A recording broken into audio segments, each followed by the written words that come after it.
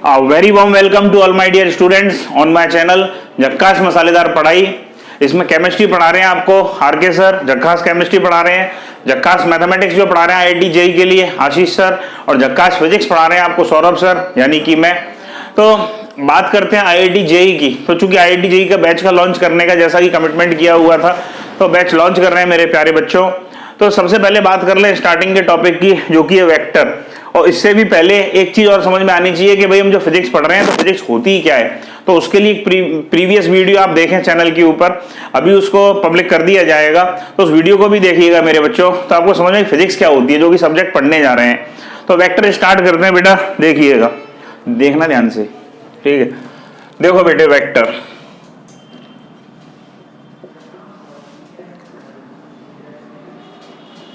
तो भाई किसी भी सब्जेक्ट को टॉपिक को पढ़ने से पहले अपने को पता होना चाहिए क्यों पढ़ना है, कैसे पढ़ना है, कितना पढ़ना है, क्या क्या छोड़ना है, अपने को ये बात समझ में अच्छी तरह से आनी चाहिए। अगर मैं वेक्टर की बात करूं साहब, तो वेक्टर जो शब्द है, ये वेक्टर का मतलब क्या होता है, वेक्टर का मतलब क्या होता है, इसको समझने से पहले अपने को एक चीज समझ में आनी चाहिए। इसको भी समझने से पहले एक चीज समझ में आनी चाहिए कि भैया फिजिकल क्वांटिटी क्या चीज होती है। फिजिकल क्वांटिटी क्या चीज होती है, वेक्टर को भी समझने से पहले अपने को ये समझ में आना चाहिए फिजिकल क्वांटिटी क्या चीज होती है। फिजिकल क्वांटिटी को मेरे प्यारे बच्चों शॉर्ट में पीक्यूज से शो कर देंगे, ठीक है। क्या होती है साहब फिजिकल क्वांटिटी? क्वांटिटी का मतलब कोई आइटम, कोई सामान, जैसे तुम्हारी गर्लफ्रेंड आइटम, ऐसी सामान कोई, ठीक है। तो अब फिजिकल का मतलब क्या होता है कि भाई मेजरेबल। तो ऐसी कोई क्वांटिटी, ध्यान से सुनना, समझना, नोट करने फोकस मत कर, नोट कर लेना आराम से, नोट हो जाएगा, पहले समझो ध्यान से, क्यों नोट तो किताबों में भी सब कुछ है, समझ में आ जाएगा ना। तो नोट के लिए तो मैं टाइम दूंगा, आराम से कर लेना नोट। क्या होती है फिजिकल क्वांटिटी साहब? ऐसी कोई भी क्वांटिटी जिसको हम नाप सकते हो, जिसको तोल सकते हो, जिसको मेजर कर सकते हो, यानी कैलकुलेट कर सकते हो। कैसे कैलकुलेट करें साहब? कोई डायरेक्ट मेथड से कैलकुलेट करें, इनडायरेक्ट मेथड से कैलकुलेट करें। डायरेक्ट मेथड क्या होगा, जैसे मान के चलो कि तुमने नाड़ा लिया, अपने चड्डी का नाड़ा लिया, नाप दिया भाई साहब, लंबाई को मेजर कर दिया, तो लेंथ मेजर कर ली तुमने डायरेक्ट मेथड से। इनडायरेक्ट मेथड क्या होगा? कभी जीवन में पाइथागोरस थ्योरम सुनी हो कि बेस गिवन है, क्योंकि बेबी को क्या पसंद रहता है? बेस। बेबी को क्या पसंद है? Base.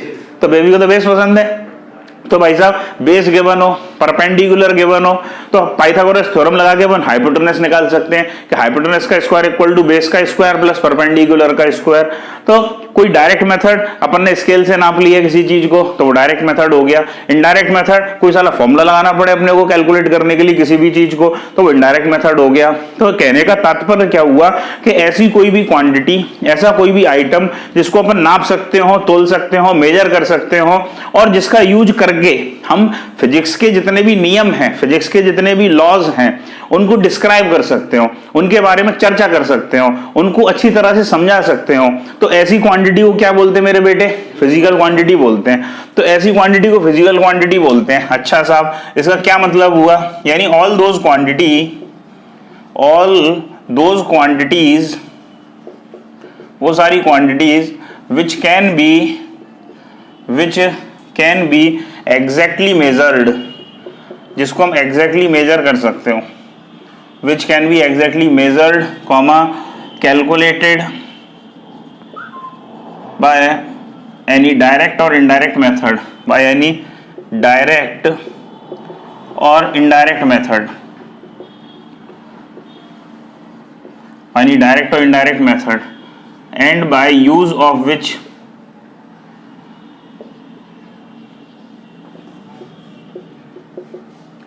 laws of physics can be described.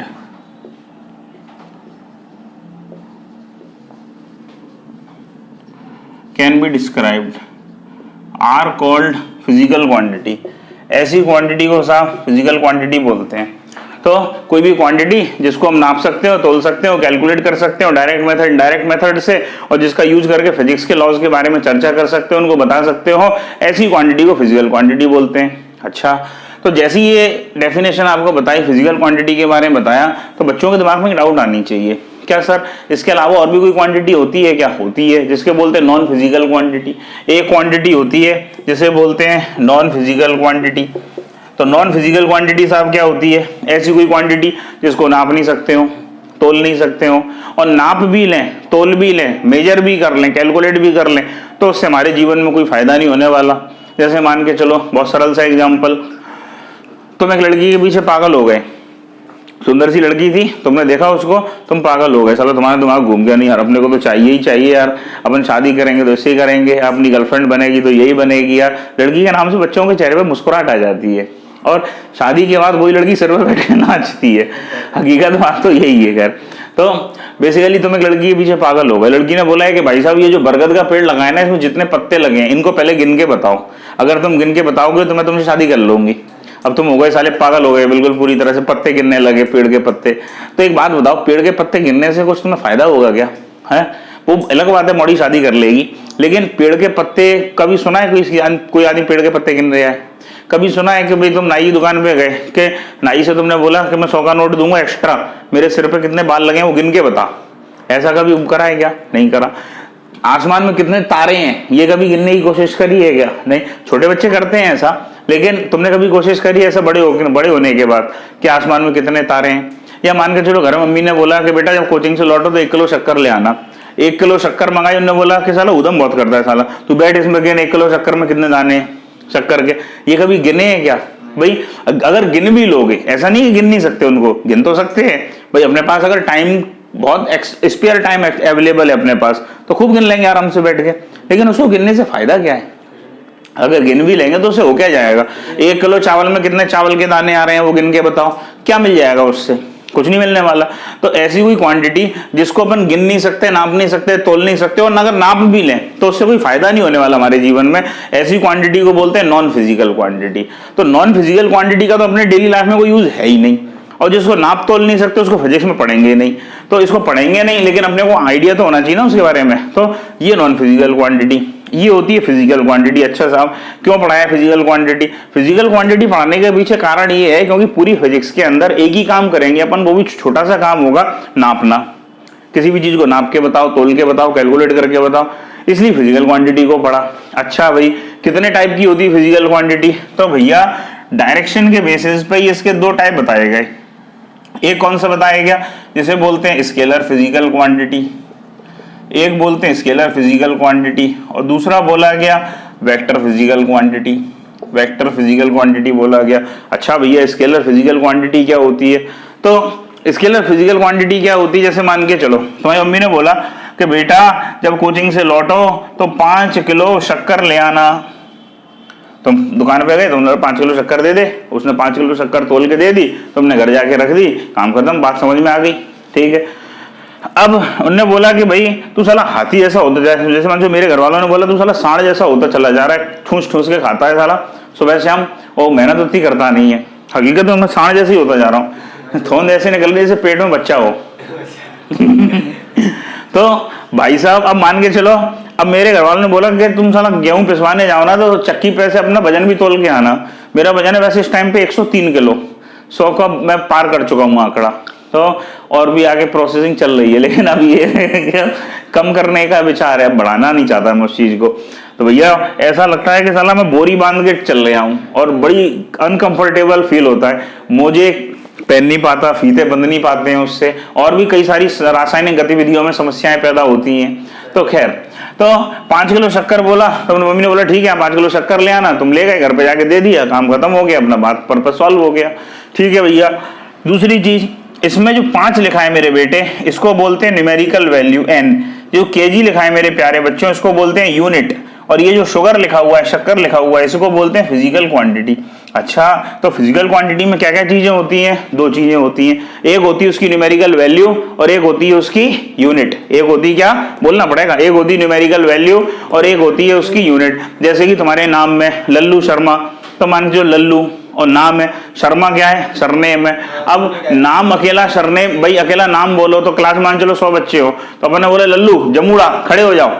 अब मान चलो लल्लू नाम के 5 बच्चे हो, 5 खड़े हो जाएंगे, तो अपने को नाम के साथ उसका सरनेम भी बोलना पड़ेगा। तो जिस तरीके से किसी बच्चे का नाम उसके सरनेम के साथ शोभा देता है, उसी तरीके से कोई भी न्यूमेरिकल वैल्यू उसकी यूनिट के साथ ही शोभा देती है। अगर अपन यूनिट हटा देंगे तो उसकी अकेले न्यूमेरिकल वैल्यू का कोई फिजिकल सिग्निफिकेंस नहीं रह जाता है, कोई भी लॉजिक नहीं रह जाता है। कभी मम्मी ने बोला है क्या कि बेटा 5 शक्कर ले आना। अब 5 शक्कर कैसे आएगी? या मान के चलो घर पे से ऐसा बोला गया कि बेटा 2 लीटर दूध ले आना। अब 2 लीटर तुमने दूध बोला, अब तुम कोचिंग से लौटते में 7 लीटर भूल गए, अब तुमने बोला दुकान पे 2 दूध दे दे। दुकान वाला कहेगा पागल आदमी, अच्छा आदमी है, 2 दूध मांग रहा है यार, कैसे 2 दूध दे दूं मैं, 2 दूध दे दे मेरे को, 4 दूध दे दे, 5 दूध दे दे, तो कैसे दोगे? 2 लीटर दूध दे दे, इसका मतलब समझ में आता है, लेकिन 2 लीटर गायब कर दो, 2 दूध दे दे, तो वो कैसे दे देगा यार 2 दूध यार, जितना उसके पास उतना ही तुम्हारे पास यार, कैसे देगा वो यार? तो सोचने वाली बात है यार। बात समझ में आई? तो कहने का तात्पर्य क्या हुआ कि न्यूमेरिकल वैल्यू के साथ जब तक यूनिट लगी रहेगी, जब तक समोसे में आलू रहेगा तब तक समोसा बिकता रहेगा, और समोसे में से आलू को निकाल दो तो खेल खत्म। इसी तरीके से न्यूमेरिकल वैल्यू के साथ जब तक यूनिट लगी रहेगी तब तक उसका काम चलता रहेगा, और जैसे ही न्यूमेरिकल वैल्यू में से यूनिट को गायब कर दोगे तो उसका काम खत्म हो जाएगा। तो अपने को कहने का मतलब क्या हुआ कि किसी भी फिजिकल क्वांटिटी को समझाने के लिए अपने को भाई साहब 2 चीजें तो चाहिए ही चाहिए, एक एन और एक यू। एन का मतलब न्यूमेरिकल वैल्यू और यू का मतलब यूनिट, और दोनों के अलग अलग चाहिए कि एक साथ चाहिए? एक साथ चाहिए। अपने को दोनों चीज एक साथ चाहिए, न्यूमेरिकल वैल्यू भी चाहिए और साथ में ही उसकी यूनिट चाहिए। अगर ऐसा नहीं कि साला आज न्यूमेरिकल वैल्यू बता देंगे कल यूनिट बता देंगे, दुकान पे गए किलो में शक्कर तोल लियो, कल जाके बोला 5, भाई ऐसा करते हो क्या? दुकान पे जाके बोलते 5 किलो शक्कर तोल दे, तो वो तोल देता है। तुम दुकान पे गए, तुमने बोला शक्कर तोल दियो किलो में, किलो के भाव शक्कर तोल दियो, उसने ठीक है भाई, वो भी शरीर आदमी, उसने भी तोल दी। अब अगले दिन बोला 5 ही चाहिए अपने को। अब 5 किलो शक्कर एक बार बोलो तो कुछ सेंस निकलता है, किलो के भाव शक्कर तोल दे, अगले दिन 5 जाके बोल रहे हो तो कोई सेंस नहीं निकलता है उस चीज का। तो इसका मतलब अपने को समझ में आना चाहिए कि भैया ऐसी कोई क्वांटिटी जिसमें एन और यू दोनों हो तो उसको फिजिकल क्वांटिटी बोलेंगे। अच्छा साहब, तो अब समझना, स्केलर फिजिकल क्वांटिटी को अगर मैं एक शब्द में बोलूं तो कैसे बोलूंगा? तो ऐसी कोई क्वांटिटी जिसमें सिर्फ अकेले न्यू से काम चल जाए, जिसमें सिर्फ अकेले काय से काम चल जाए? न्यू से काम चल जाए, एन और यू से काम चल जाए, और किसी चीज की आवश्यकता ना हो, ऐसी क्वांटिटी को क्या बोलेंगे? स्केलर क्वांटिटी बोलेंगे। अच्छा भैया स्केलर क्वांटिटी बोलेंगे, बहुत अच्छी बात है। वेक्टर क्वांटिटी क्या होती है? ऐसी कोई क्वांटिटी जो कि न्यूड लॉ को फॉलो करे। अब न्यूड का मतलब तो नंगा होता है, न्यूड का मतलब तो होता है नंगा, लेकिन ये तुम्हारा वाला न्यूड नहीं, हमारा वाला न्यूड, NUD। NUDE का मतलब होता है नंगा, NUD का मतलब नंगा नहीं होता। N का मतलब इसमें क्या है बोलना पड़ेगा? Numerical value. U का मीनिंग क्या है? और D का मीनिंग क्या है? डैडी। D का मीनिंग डायरेक्शन, D का मीनिंग डायरेक्शन।